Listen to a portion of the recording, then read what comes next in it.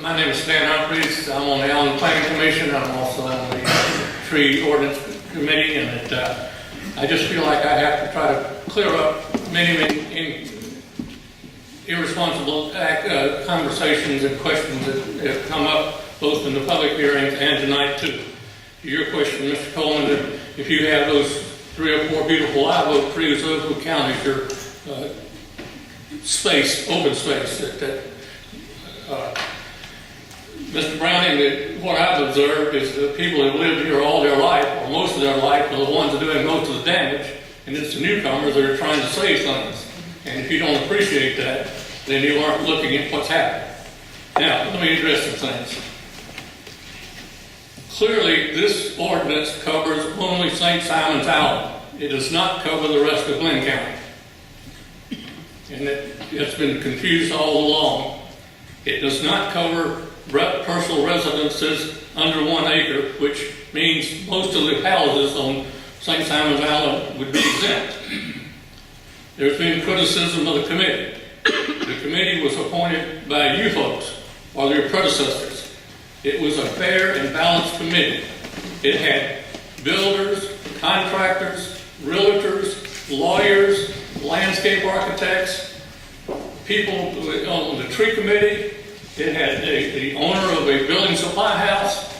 It had all the elements that you should expect to have on a committee. Importantly, we had Dr. Gardner helping us, and he spent hours with us getting research papers and educating us about how to grow healthy trees. As Mr. Worley explained, that this is a ordinance that addresses healthy trees and healthy tree canopies, and that we learned a great deal, and that we did come to compromises. We did study other communities, and I can assure you, every other community that we can compete with for tourism have a much stronger tree ordinance than this ever pretends to be. This is not a complicated tree ordinance. It is on 2 pages that any of y'all can look and understand. And you may pretend you don't, but that it is a simple ordinance. It has some technical aspects, but it is not a complicated ordinance. We had several public meetings and workshops in which we invited people to make comments and suggestions about what they should be, would like to have on the ordinance. Overwhelmingly, the suggestion was that we needed to make it a tougher ordinance and we needed to increase the penalties. All of the critical comments that I'm getting in my mail now were not brought up in any of these public meetings. Where were they when we needed them? They were silent. They were not there. The committee members all had strong opinions. We had some really tough fights. We walked with it. We worked on compromises. The building, one of the people that is a well-known local builder came up with some great compromises and enabled us to go through because he said this is what it could live with. At the end of the day, as Mr. Worley said, except for the heritage tree thing, which is that much of the tree ordinance, it's nothing. All of the members of the tree committee came out and were consensus approving of this ordinance. Your people spent 2 years working on this, and without this one little heritage thing, they all agreed this was an ordinance that satisfied the purpose of which the committee was formed. Now, they can say whatever they want to, but I can tell you that's what happened. I urge you to approve the ordinance.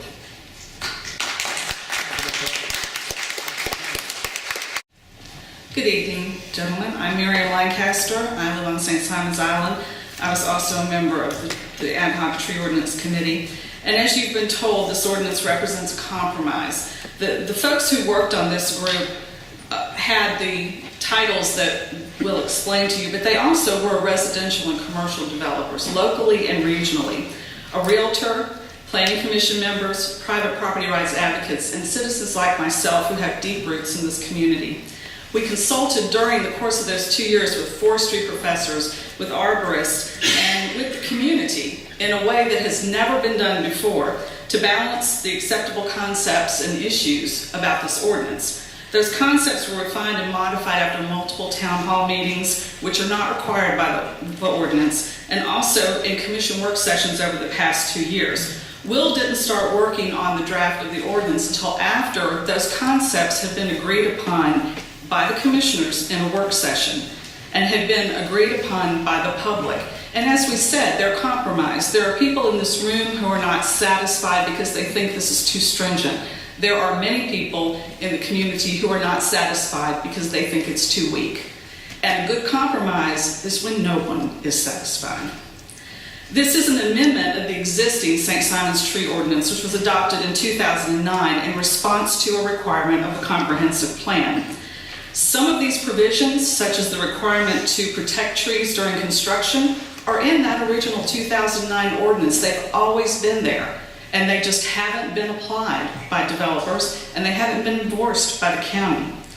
Also, this idea of having a tree plan is in the existing ordinance. For example, the Dollar General property, when they submitted their site plan approval, they submitted a tree plan, and on that plan, they showed the trees that would remain and the trees that would be cut as a result of that development, tallied up their tree credits under the existing ordinance, and complied. In fact, complied in excess of the existing ordinance. So all we're asking them to do is the same thing that they're already doing in a commercial setting, is to go ahead and come up with that tree plan. There are very, very few sites on St. Simon's Island where you're going to have 100 acres, 50, even 25 or 5 acres.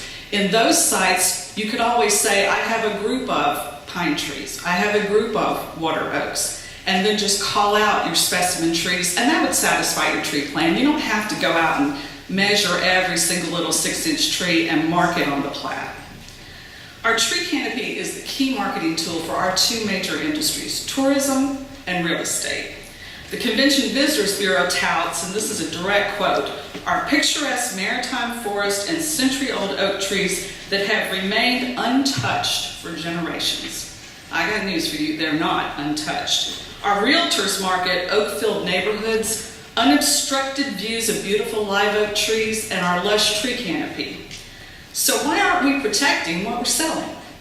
Realtors and our tourism industry should be in favor of this tree ordinance. You may be familiar with Coastal Living and the best coastal places to live. Just came out this month. It was a list based on the quality of destinations, the lifestyle, and the urban and community design. And the results are in, and guess what? We're not on this list. You know why we're not?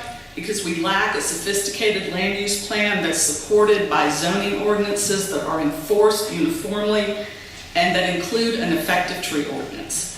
Here's a sampling of some of our coastal competitors who are among the best communities and how they treat their trees.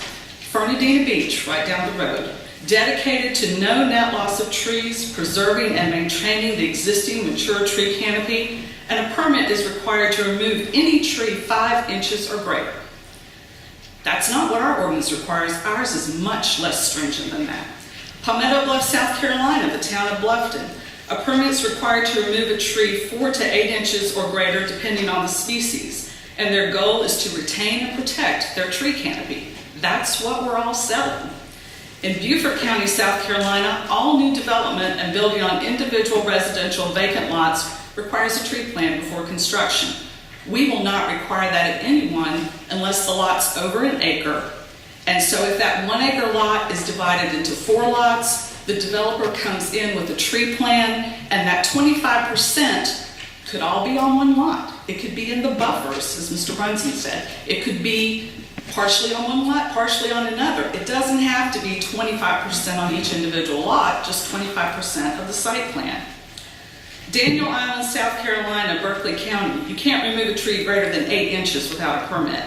In Beaufort County, South Carolina, same thing. Charleston controls the removal of more than 25% of trees on a site, or a tree of more than 8 inches requires a permit, and grand trees over 24 inches cannot be removed, except under extraordinary circumstances. So what we're asking for is not unusual. In fact, it barely goes far enough to preserve the canopy we have now and that we have lost in the past 15 years at a rate 5 times faster than the previous 20 years. These communities are desirable and thriving because they are planning for the long term and protecting their natural assets that they market, and these assets cannot be replaced. Communities with strong tree ordinances maintain a desirable quality of life, and they also maintain the value of their properties. Rising property values means rising revenues for the county. By now, we should all understand the benefits of trees. When we talk to third graders about trees, they all know they manage stormwater, they prevent erosion, they provide better air quality because they take in carbon dioxide and release oxygen, and they also reduce heat islands and provide energy savings. In a county where we have a lot of needs in our infrastructure, especially stormwater on the island, a tree is a very cheap way to manage your stormwater runoff. Ms. Lancaster, I'm sorry, I've let you go over, but you exceeded your time. May I just say one thing? Yes, ma'am, please. It took us over 150 years to get to this point. Everybody knows the island was clear-cut during the plantation era. Planting nursery stock in the built environment will never replace the trees, the mature trees that we're losing. And I urge you, if we do not adopt this ordinance tonight, that we do something and we do it soon, because our competitors are going to beat us out. Thank you.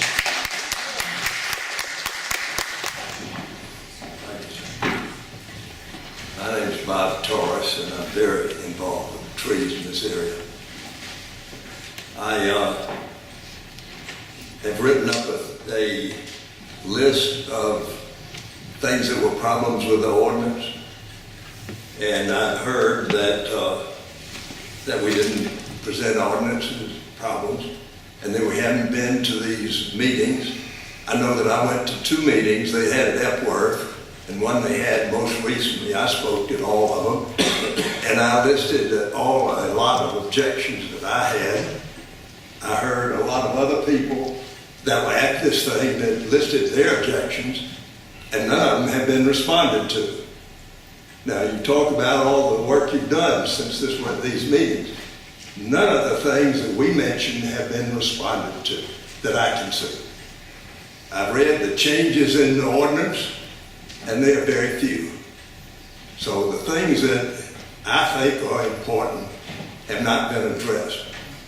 To me, instead of this list of things that I found wrong with it, I have to tell you that I think that the ambience of this island is based on live oak trees. I think these other trees that live for 20, 40, 60, 80 years and die are not that important compared to the live oak trees that live 600 years. And I think that what you should do here is table this ordinance and make an ordinance that protects the live oak trees. The whole ambience of this island is dependent on that. I think it's more important than our beaches. It's more important than our connection with the ocean. Everybody that I see that comes here on this island looks at the live oak trees and thinks that it is truly a special place in this world. I think you should create an ordinance that protects all the live oak trees on existing properties, city county properties, property that belongs to the Board of Lights and Water wants to deal with, or that Georgia Power wants to cut down. I think you need to control all of it, or develop properties to be developed, as well as, again, as where you have homes right now. I think that if you institute an ordinance that requires people to cut down the live oak trees and plant a lot of small trees to replace them, I think that you're making a terrible mistake. I think you will deplete the oak trees on this island, and I think that that is where your attention should be. I appreciate your thinking. Thank you, Mr. Clark.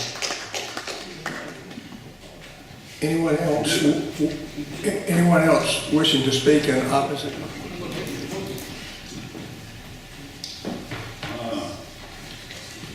Just so that everybody will know who I am, I'm Jerry Edwards, and I was born and raised on St. Simon's and Hamilton Plantation. The house that I was born in still exists there. I grew up there for 15 years on Hamilton Plantation, and most of the time when I was growing up there, 3/4 of the island was still farmland, left over from the cotton days. And then it went into the World War days and all of that sort of stuff. A lot of these trees have grown within the last 60 years, and most people don't realize an oak tree can grow a lot faster than you think it can. I was recently at a subdivision over here in Brunswick, and here's a 3-story house sitting there with an oak tree that must have been 24 foot in diameter. I mean, that was the biggest oak tree I've seen in this county. And this is out here in Bell Point. And Bell Point's got a bunch of oak trees out there, believe me. Because I took time to ride around 2 days ago out there. Not for this meeting, just happened to see this when I was riding around. But, and then later on, as I grew up on the island and started a business and managed to become a county commissioner and build a shopping center and many other buildings on St. Simon's and Sea Island. And we have cut trees down and saved a lot of trees. But we've had plenty of oak trees, and we still got plenty of oak trees. The island, under the present development plans right now, 80% of the island is already gone that's developable. You're probably talking about working on a deal for 20% more and creating a hell of a mess for a lot of people that's just not necessary. These trees are not going to give up on you. They're not going to give up on us. They're going to keep coming back. And they've been coming back ever since I've been on St. Simon's. And a lot of them have come up from little teeny trees. And on my shopping center, I had 80-foot tall pine trees since I developed it 50 years ago. Now, when I cleared it the other day, I left 2 oak trees. But they were in the right place on my property so that I could live with my development plan that the county presently has. Now, I'll have to go back and have it corrected because there's new laws and everything else since the time I had the plan done. But I did leave 1 large pine tree and 2 large oak trees. In fact, I left 3 oak trees totally. So I'm just as concerned about oaks as anybody else is. But when you go to putting people in jail over cutting a dead limb off a tree that's getting ready to fall on somebody's house, or you can see a tree out there that roots are already pulling up on one side of it, and the wind's going to throw it down on their house. You've got a complicated mess here that a person can't even get anything passed in time to do anything about it. I mean, it's insane what you're asking for. And I feel like, there's some people that are working on, in parts of our government that's got a little bit of conflict of interest too. I mean, I don't know if that attorney should be in the middle of the planning commission meetings. Planning commission, if they need an attorney, we should get a separate attorney, separate from our county attorney, to go to planning commission meetings. Separate the responsibility so that he has a responsibility to you, and the planning commission attorney has a responsibility to them. You see, that gets 2 different opinions. Very important. Let's see.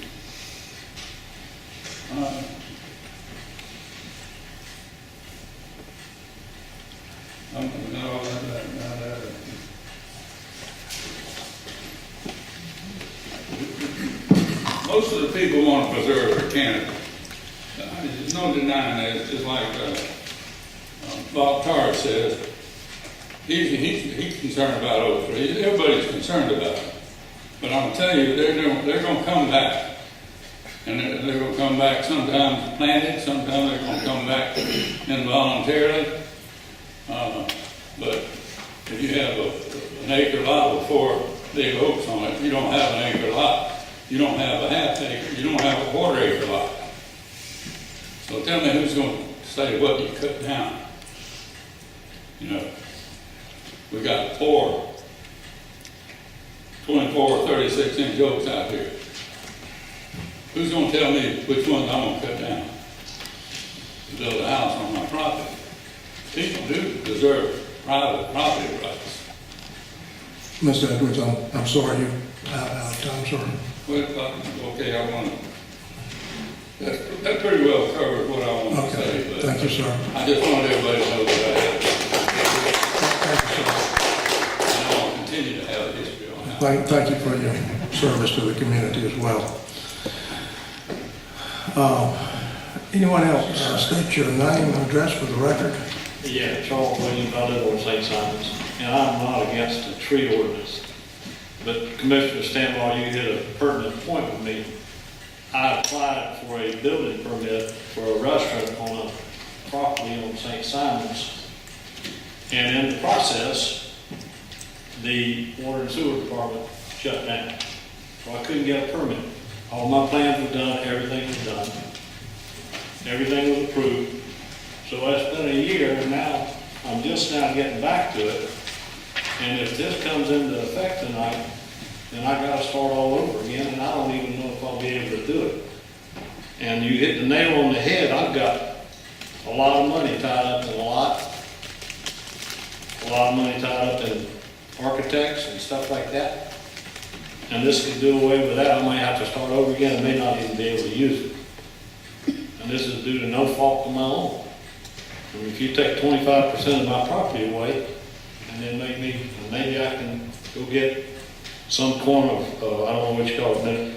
But the other thing, I'd like to ask Mr. Woolley, if you mitigate a tree, and I put it on the land trust property, whose responsibility is that tree? Can you answer that? Would y'all like me to answer that question? Yes, please. The owner of the property that you plant the tree on is also responsible for the maintenance of that tree. So I lose my responsibility at that time. Well, I'm you no would both longer be responsible responsible. for that tree. No, sir, you would both be responsible for that tree, I would be responsible for that tree. along with the owner of the property that you planted the tree on. Okay, what happens if I donate a tree, I mitigate a tree to the land trust? Or let's not say the land trust, let's say Joel Willis at Epworth, I say I want to plant an oak tree on Epworth. Well, then Joel's not over there anymore and somebody else comes in, they say I can't come on that property and take care of that tree. What happens then? Well, again, you would have to have the permission of the property owner in the beginning to do that. Well, he's not there anymore. He left.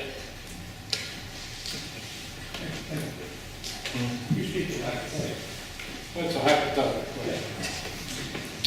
You're telling me I've got to be responsible. What happens, I'm 69 years old, I hope I live a lot longer. What happens after I die? Are my children responsible for that tree? Well, sir, if the person that you allowed you to plant the tree on that property, if y'all didn't make a provision beforehand to give you access to that property, and they denied you access to that property, then... He doesn't own it anymore. Right, if you didn't record something, some sort of easement or something like that, to give you permission to go on there to do that, So who's going to give me a perpetual easement to come on their property? well, the property owner could. Okay. What happens if another question for you. If I decide to remodel one, I have a restaurant over there now, and it's not an active job. But everybody knows that structures last X number of years. I mean, you notice McDonald's and them, they have to remodel every 10 years. What about me? I need to keep updated. Will I have to come in compliance with the property if I remodel? If I go over 50%? Yes, sir. I would. If you go over 50% of the area of the property. So then I would have to change my whole parking, say, I own crab days. So then I've got to change that whole situation. So I may not be in compliance, so I may not be able to remodel that building. Well, it depends on what you mean by remodeling. If you're talking about an interior remodeling or even an addition, that doesn't involve 50% of the property, then no, you would not be required to do I'm so. talking about, well, If you were to, about if you, 12 years ago, I totally remodeled that building. I put new roof on, did the whole thing. It was it was close to 50%. So if I did that now, I couldn't really do it now because I would have to leave the building as it is. The tree ordinance would keep me from doing it. I mean, I'm not against the tree ordinance, but I think there's some things in there that need to be fixed. it would only prevent you from doing that if you were altering 50% of the land that were on your site. Okay. Thank you. Thanks, sir.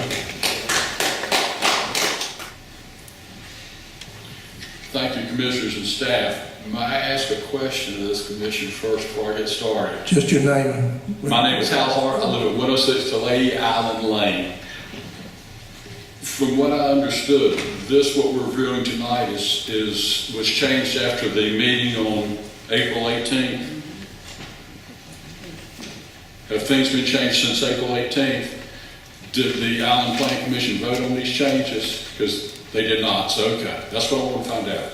So these changes have not been voted on that have been passed, what you're showing us tonight. Is that a fair question? Fair question. Yes, sir. You're correct. Okay, thank you very much. So some of my questions are going to be redundant of what's been said tonight because I didn't know that, but we'll go on. First of all, I'd like to thank you for the opportunity to let me express my views on the proposed Section 624 St. Simons Island Tree Canopy Preservation Ordinance. I'd also like to thank the people who've contributed their time and effort on this proposed ordinance revision. My name is Hal Hart, and I and my family operate 2 businesses on St. Simons. I've also served as a planning commission. I'm not against the tree preservation ordinance on St. Simons. As a planning commissioner, I worked in support of the tree ordinance, but I am against this ordinance as written. My first concern, as written, it will affect all residential lots over 1 acre in size. This greatly expands the scope of who's going to be affected. Is there any idea of how many parcels of land and under this proposal ordinance will affect on St. Simons as written? I haven't seen that figure. Currently, our planning staff is overwhelmed, as well as code enforcement. How long will it take to bring our staff up to speed to start processing tree surveys also? My next thought is there's no language protocol for storm damage trees or its redoing. I'm sorry. Let me go catch my place here. Will the property owner be guilty of violating the tree ordinance by removing storm damaged trees from the property without permission as written? The ordinance does not address this. As for commercial development, the requirements are much greater. The land requirements for trees will use approximately 25% of all open spaces of it to develop it. How can the village area possibly comply? Where are they going to plant trees? How can any existing commercial development comply? The proposed tree plan will require 3 reviews: county arborist, the tree board, and the planning commission.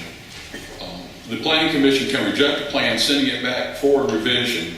I question if this is even possible with the lack of guidelines as written. There's no time requirements in this ordinance. There's very distinct ordinances when the signs have got to be posted and when they got to be taken down. There's no time limit on how long they've got to vote on this thing. They can take forever to vote on it. There's no time requirement. That's a big problem with me.